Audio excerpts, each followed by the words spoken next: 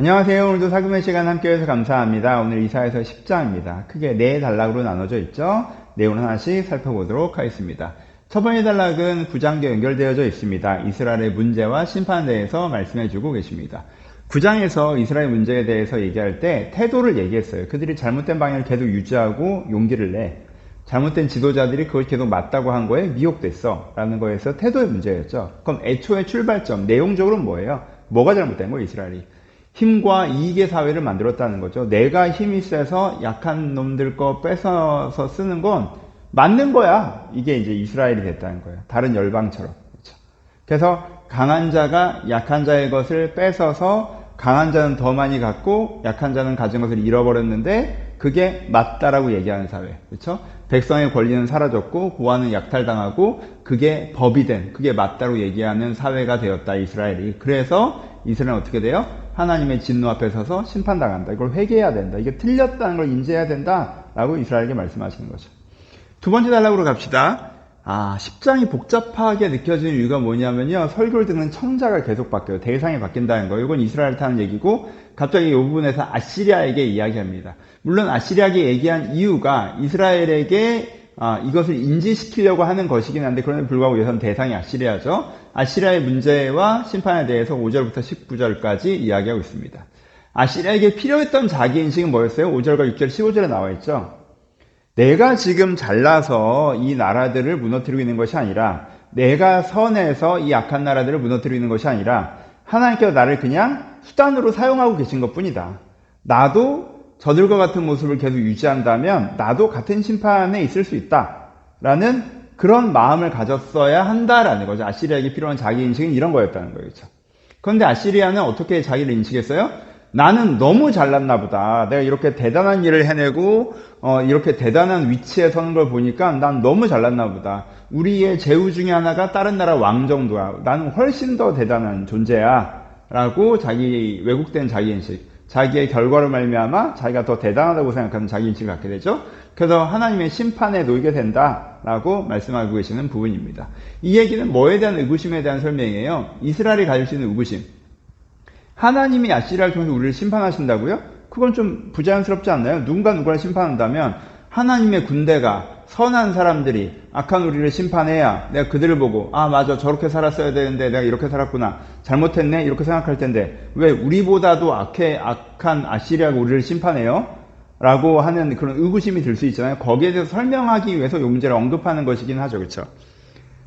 더 선한 나라가 있으면 선한 나라를 통해서 너희를 심판하고 싶긴 해. 그게 가장 이상적이지. 근데 지금 선한 나라가 없어. 선한 나라가 없어. 그래서 그 중에 한 나라를 몽둥이로 들어써서 다른 나라를 심판하는 거야. 아시리아가 더 선해서 선하고 의로워서 쓰임받고 너희를 심판하는 게 아니야.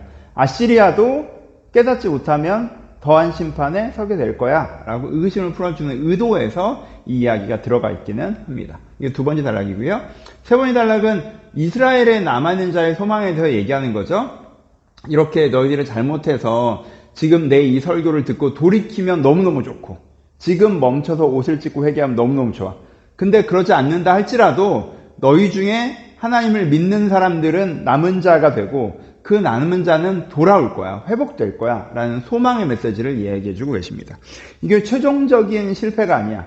너들 가운데 신실한 자들이 돌아올 것이고 너희 가운데 교만했던 자들도 이 어려움의 과정을 통해서 신실하게 마음이 변화되어서 그 남은 자들이 돌아와 온전한 나라의 회복을 이루어 갈 거야. 여전히 너희 가운데 소망이 있어. 그런데 이것을 알고 지금 회개하면 제일 좋겠지.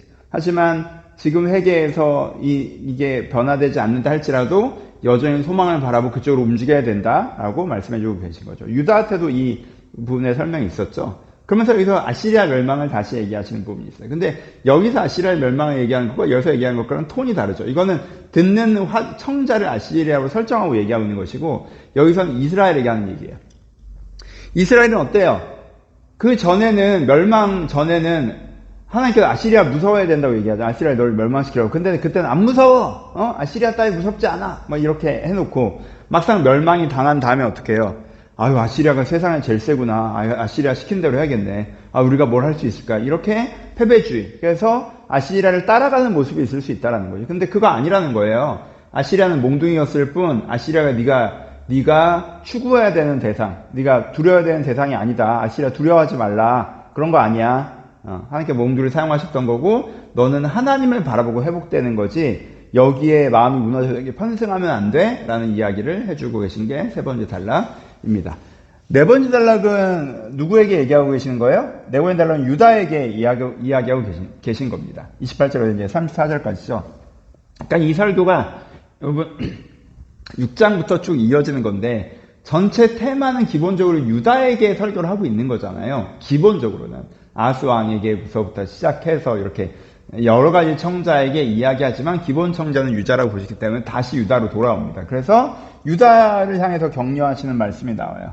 앞부분에 뭐라고 얘기합니까? 아시리아의 침공이 너희가 심각하게 이루어질 것이다 라고 얘기하죠. 28절부터 32절까지 지명이 쭉 나열되어 있는데 이 지명이 뭐냐면 아시리아가 불기사를 멸망시키고 유다로 침공에 들어오면 이 도시들을 다, 그러니까 아시리아의 진군이죠. 이 도시들을 여기를 무너뜨리고 여기를 무너뜨리고 여기를 무너뜨리고 여기를 무너뜨리고 여기를 무너뜨리고 예루살렘 코앞까지 올 거야 라고 얘기하신 거예요. 유다에게 큰 위기가 있을 거야. 하지만 하나님께서 그 아시리아를 꺾으실 거야. 우리를 지키실 하나님.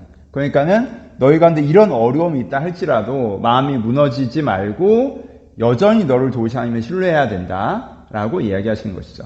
이 앞부분을 이해하고 있으면 아시리아가 단지 몽둥이라는 것, 우리가 회개하면 소망이 있다는 것, 우리 가운데 하나님께서 우리를 아시리아를 두려워할 필요 없이 하나님께서 믿는 자를 회복시키시는 분이라는 걸 이해하고 있다면 유다가 이것을 이해할 수 있다면 내 안에 어떤 어려움이 닥쳐와도 하나님을 신뢰할 수 있겠죠. 그 부분을 이제 적용해야 된다라고 말씀해주고 계시는 것입니다.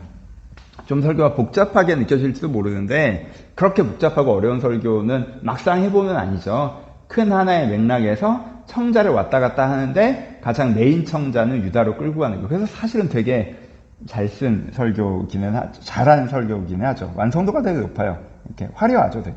하여튼 적용해 봅시다. 네 가지를 얘기해 보죠. 근데 제일 중요한 건 한 가지고요. 첫 번째, 바르게 살자. 여러분 그냥 이사야서 읽을 때 심플하게 이걸 기억하셔야 돼요. 다른 사람한테 피해 주면서 내게 이익을 얻는 것. 내가 뭐 그래도 되는 거 아닌가? 세상 다 그런데 내가 그런 힘이 있는데 라고 하는 거 너무너무 위험한 거다. 하나님 이거 싫어하신다. 꼭 기억하셔야 돼요. 다른 사람한테 피해를 주면서 이익을 챙겨오시는 거 안 돼요. 이렇게 하시면 안 돼요. 여러분 인간관계에서나 사회에서나 결국 재정적인 게 아니라 여러분들이 아시죠? 내가 다른 사람한테 피해 주면서 내가 이익을 챙기고 있는 거. 그걸 기술이라고 생각하시면 안 돼요. 그게 문제가 없다고 생각하시면 안 돼요. 큰일 나요. 그래서 바르게 살아야 된다. 다른 사람한테 피해 주는 걸로 이익을 얻으면 안 된다. 생각하시면 좋겠고요. 두 번째, 아시리아로 해보죠. 나의 환경과 나를 분리해서 인식하셔야 돼요. 여러분, 나의 환경이 내가 하나님과 함께 해온 아름다운 열매인 경우가 있어요. 다윗의 왕이 되는 순간이 그렇죠. 그렇죠? 다윗의 왕이 되는 순간은 다윗의 성숙도랑 연결되어 있습니다. 하지만 아시리아가 잘 된 건 그냥 다른 사람이랑 똑같은 수준인데 아시리아를 그냥 그렇게 사용하신 거예요. 우리가 뭔가 잘 될 때 내가 잘 된 이유를 내 스스로 파악할 수 있어야 되는 거예요. 그것을 나한테 분리하고.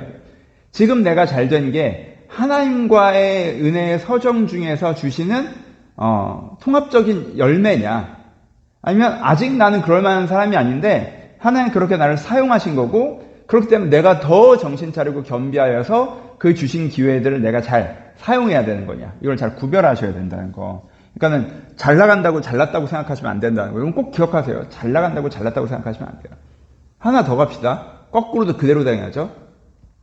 여러분들이 지금 어려운 게 내가 진짜 뭐가 잘못해서 어려운 경우들도 있고 하나님께서 이 어려움, 이건 뭐 욕계 때 워낙 많이 그런 다양한 경우들이 있잖아요. 그렇죠?